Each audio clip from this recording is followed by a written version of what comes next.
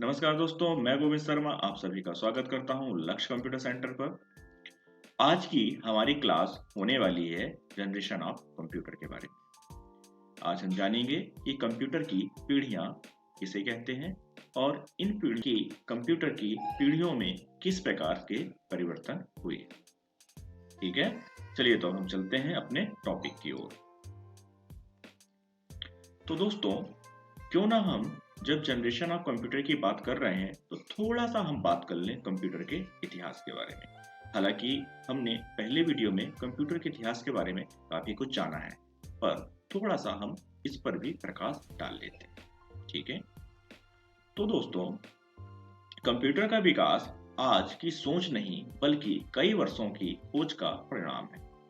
जो आज हम सरल और सहज रूप में कंप्यूटर प्राप्त कर रहे हैं और उसका उपयोग कर रहे हैं, वो है एक क्षण भर की खोज नहीं है। इस खोज के लिए हमारे वैज्ञानिकों ने हजारों वर्षों तक निरंतर अपने प्रयास में लगे रहे, जो आज हमको एक सरल रूप में कंप्यूटर प्राप्त हुआ। इसके साथ ही दोस्तों, कंप्यूटर का विकास बहुत तेजी के साथ बढ़ रहा है, जिससे वे अपने आकार और प्रकार में बहुत से परिवर्तन करते आ रहा है।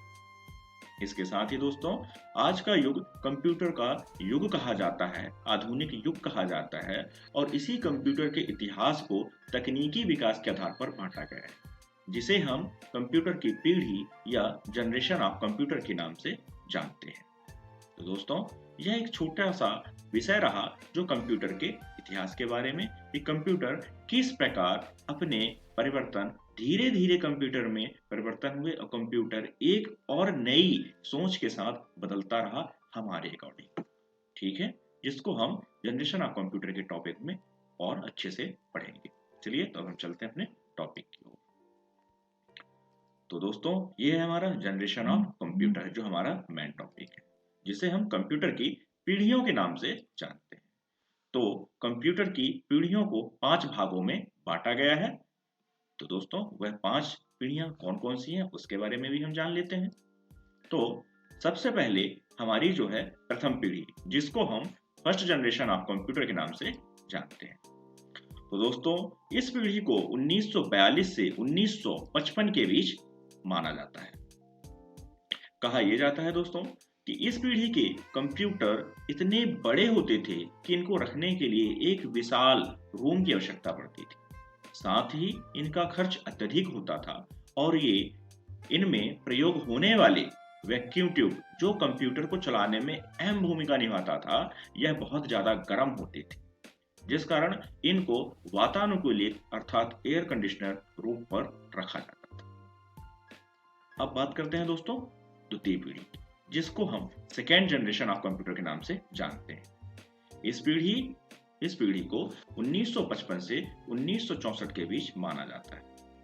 यहाँ पर दोस्तों, कंप्यूटर अपने कुछ आकार में थोड़ा छोटा हुआ, क्योंकि यहाँ पर वैक्यूम ट्यूब के स्थान पर हम ट्रांजिस्टर का प्रयोग करना शुरू कर दिया था और यहाँ पर कंप्यूटर थोड़ा सा कम खर्चीला हुआ, क्योंकि वैक्यूम ट्यूब की अपेक्षा ट्रांजिस्टर थोड़ा कम गर्म होता था। अब बात करते हैं दोस्तों तृतीय पीढ़ी की, जिसको थर्ड जनरेशन ऑफ कंप्यूटर के नाम से हम जानते हैं। यह पीढ़ी 1964 से 1975 के बीच मानी जाती है। यहाँ पर कंप्यूटर अपने एक मूलभूत रूप में आ गया, जो आज के कंप्यूटर से कुछ मिलता जुलता दिखता है और इस पीढ़ी तक कंप्यूटर हमारे आम जन लोगों के घर घर में भी पहुंचना शुरू कर दिया था। अब हम बात करते हैं दोस्तों चतुर्थ पीढ़ी की, जिसको फोर्थ जनरेशन ऑफ कंप्यूटर के नाम से हम जानते हैं। यह पीढ़ी 1975 से 1989 के बीच मानी जाती है। यहाँ पर कंप्यूटर अपने और अच्छे आकार और प्रकार में परिवर्तन होना शुरू कर दिया था और यहाँ पर कंप्यूटर एक लोकप्रिय व्यक्ति की पसंद भी बन चुका था। अब हम बात करते हैं पंचम पीढ़ी की, जिसको हम फिफ्थ जनरेशन ऑफ कंप्यूटर के नाम से जानते हैं। यह पीढ़ी दोस्तों 1989 से अब तक मानी जाती है। यह पीढ़ी कंप्यूटर के क्षेत्र में क्रांतिकारी परिवर्तन लाया, जहां पर कंप्यूटर अपने प्रभाव से किसी भी क्षेत्र को छोड़ा नहीं था फिर वह शिक्षा का क्षेत्र हो, चिकित्सा का क्षेत्र हो, कृषि का क्षेत्र हो या कोई अनुसंधान का क्षेत्र हो, हर जगह कंप्यूटर अपनी प्रभुत्ता बनाए रखने में सक्षम रहा और आज कंप्यूटर का युग कहा जाता है, जिसको आधुनिक युग में कंप्यूटर हमारी एक मूलभूत आवश्यकता बन चुकी है। तो आई होप दोस्तों आपको प्रथम पीढ़ी से फिफ्थ पीढ़ी तक के मतलब पहली पीढ़ी से पांचवी पीढ़ी तक के कंप्यूटर की जानकारी वीडियो के माध्यम से समझ में आई होगी। अब हम थोड़ा सा विस्तार पूर्वक फर्स्ट जनरेशन ऑफ कंप्यूटर के बारे में जानने का प्रयास करें।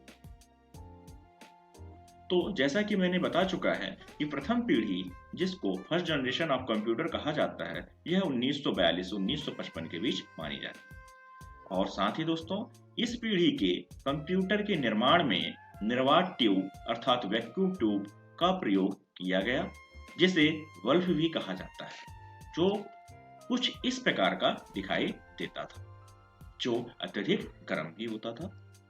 साथ ही दोस्तों इस पीढ़ी के कंप्यूटर को चलाने में सहायक होने वाले सॉफ्टवेयर की जो भाषा होती थी वह निम्न स्तरीय प्रोग्रामिंग भाषा होती थी, जिसको हम लो लेवल लैंग्वेज अर्थात ट्रिपल एल के नाम से भी जानते हैं। अब बात करते हैं दोस्तों डाटा तथा भंडारण के लिए, डाटा सूचना के भंडारण के लिए हम पंच कार्ड या पेपर टेप का प्रयोग करते थे, जो आज के कंप्यूटर पर हम भंडारण के लिए मेमोरी कार्ड के रूप में हार्ड डिस्क, फ्लॉपी डिस्क या एसएसडी कार्ड का प्रयोग करते हैं। ठीक उसी प्रकार प्रथम पीढ़ी के कंप्यूटर में भंडारण के लिए पंच कार्ड और पेपर टेप का प्रयोग करते थे, जो कुछ इस प्रकार के दिखाई देते थे। अब बात करते हैं दोस्तों कि यह आकार में बड़े और अधिक ऊर्जा खपत करने वाले होते थे। साथ ही इनकी भंडारण क्षमता बहुत कम होती थी और इनमें त्रुटि होने की संभावना अधिक होती थी। यह हमारे प्रथम पीढ़ी के कंप्यूटर की कुछ कमियां थी।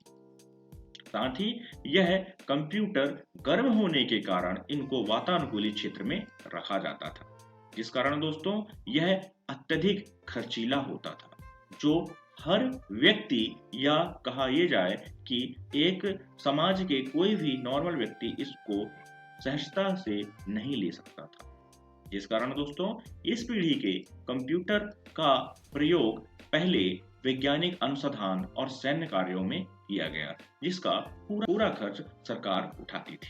साथ ही दोस्तों इस पीढ़ी के एक कंप्यूटर है जिसको ENIAC नाम से जानते हैं, जो electronic numerical integrated and computer के नाम से जाना जाता है, जिसको हम ENIAC कंप्यूटर कहते हैं। इसका निर्माण जॉन मुचली एवं उनके सहायक जे प्रेस्पर एस्कर्ड ने मिलकर किया था। तो दोस्तों आपको पहले ही बता चुके हैं कि जो प्रथम पीढ़ी का कंप्यूटर था वह आकार में बहुत बड़ा, वैक्यूम ट्यूब का उसमें प्रयोग होता था, साथ ही अत्यधिक वह ज्यादा गर्म होता था, जिसके कारण उसको वातानुकूलित क्षेत्र में रखा जाता था। परंतु यह प्रथम पीढ़ी हमारे आज के कंप्यूटर की एक नींव है, जहां पर आज हम एक सरल सहज रूप में हम प्राप्त कर पा रहे हैं। तो दोस्तों यह कंप्यूटर 100 फीट लंबा और 10 फीट ऊंचा हुआ करता था। साथ ही इसमें 18,000 वैक्यूम ट्यूब का प्रयोग होता था इसको चलाने में, जो सहायक होते थे। साथ ही दोस्तों यह लगभग 140 किलो वाट की खपत भी करता था, अर्थात इसको चलाने में विद्युत 140 किलो वाट की खपत होती थी। साथ ही यह 130 टन वजनी होता था। तो दोस्तों आप अंदाजा लगा सकते हैं कि यह कंप्यूटर कितना बड़ा हुआ करता था, और इतनी ज्यादा संख्या में वैक्यूम ट्यूब के उपयोग होने के कारण इसमें विद्युत की खपत भी ज्यादा होती थी, जिस कारण यह बहुत तेजी से गर्म होता था। यही कारण है दोस्तों कि इस पीढ़ी के कंप्यूटर को वातानुकूलित क्षेत्र एयर कंडीशनर रूम में रखा जाना अति आवश्यक होता था। तो आई होप दोस्तों आपको यह वीडियो के माध्यम से कंप्यूटर के फर्स्ट जनरेशन से फिफ्थ जनरेशन की जानकारी मिली होगी। साथ इसी तरह की वीडियो देखने के लिए आप हमसे जुड़े रहें, हमारे चैनल को सब्सक्राइब एंड लाइक करें।